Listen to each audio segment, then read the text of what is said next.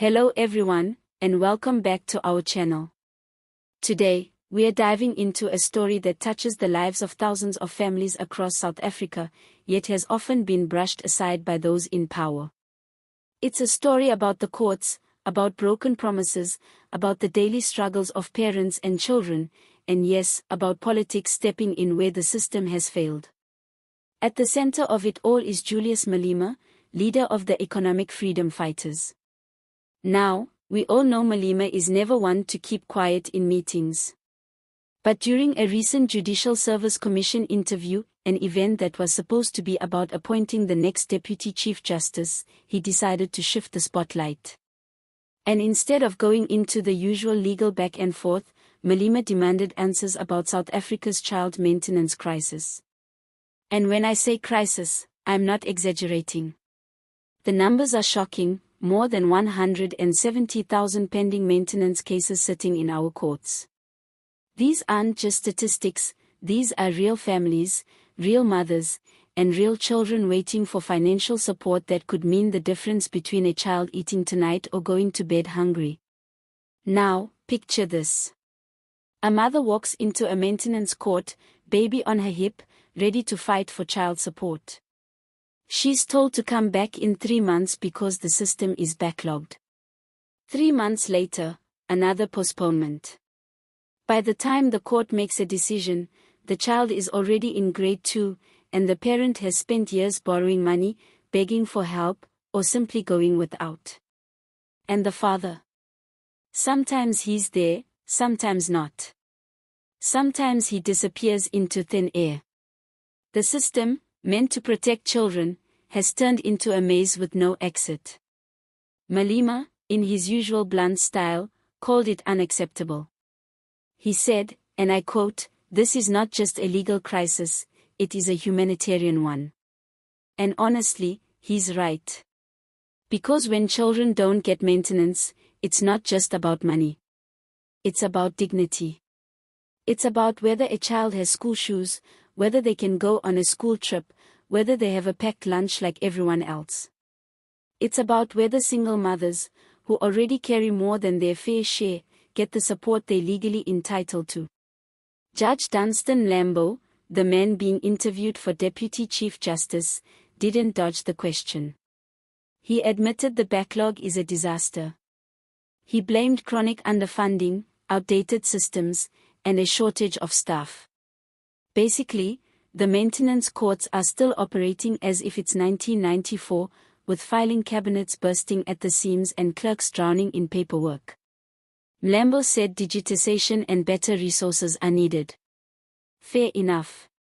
But South Africans have heard that song before, and the record keeps skipping.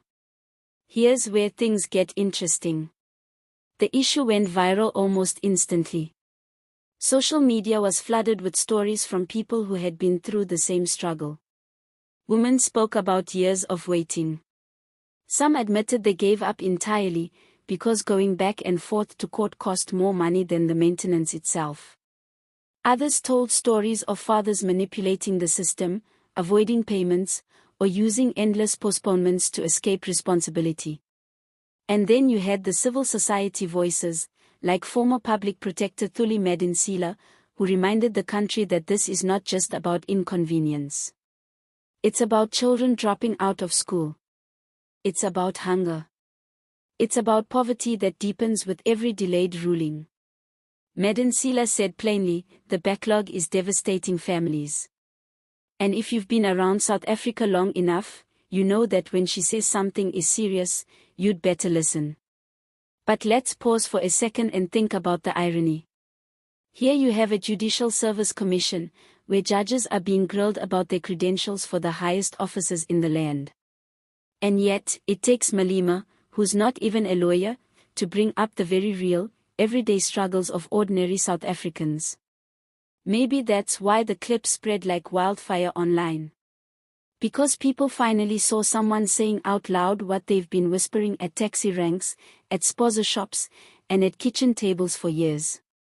Of course, critics of Malema will say he used the platform for political theater. And let's be honest, Malema knows how to work a stage. But here's the truth, sometimes political theater is the only way an issue gets any spotlight at all. If he hadn't raised it, would we even be talking about maintenance courts today? Judge Mlambo, for his part, promised reform if he becomes Deputy Chief Justice. He talked about digitizing the system, hiring more staff, and dedicating specialist teams to maintenance. All good ideas on paper. But South Africans are tired of promises. They want timelines. They want to see mothers walk into a court and walk out the same day with an order that actually gets enforced. They want deadbeat parents tracked down, not allowed to slip through loopholes while children suffer. Here's another layer to this story: the maintenance crisis is also a gender justice issue. The majority of those waiting in line at maintenance courts are women. Many of them have already been abandoned by partners who refuse to step up. And then the state, through its inefficiency, abandons them again. Think about the message that sends. It tells women and children that their struggles are not urgent, that their survival can wait. And in a country where poverty is already crushing millions, this backlog isn't just a private problem. It's a national one. When children don't get maintenance, the state often has to step in with grants. That means taxpayers pick up the tab for absent fathers who walk away scot-free. Fixing the maintenance system isn't just about fairness, it's about reducing the load on the public purse. Now, here's the twist. This whole debate has put Judge Mlambo in a tricky spot. His reputation as a seasoned judge isn't in question, but Malema's challenge exposed something bigger. Judicial leadership isn't just about knowing the law, it's about understanding its impact on people's lives. And for South Africans watching at home, that might end up being the real test of whether someone deserves to be Deputy Chief Justice. So where do we go from here? The courts need urgent reform, yes. But what about political will? Will Parliament allocate more money for staff and technology? Will the Department of Justice finally modernize systems that are decades out of date? Or will this moment fade, just like so many other promises have in the past? One thing is clear, families are tired of waiting. They're tired of being told the system is doing its best. Because for a hungry child, our best isn't good enough. And maybe, just maybe, this viral moment will light a fire under those who've ignored the issue for too long. Because if 170,000 pending cases don't wake up the nation, what will? So, what do you think? Was Malema genuinely standing up for struggling families, or was he playing politics as usual? And do you believe Judge Mlambo, or anyone, for that matter, can actually fix the maintenance system? Drop your thoughts in the comments below, we'd love to hear them. And before you go, don't forget to like this video, subscribe to the channel, and share it with anyone who cares about justice, fairness, and the daily realities of South Africans. Thanks for tuning in, and as always, see you next time.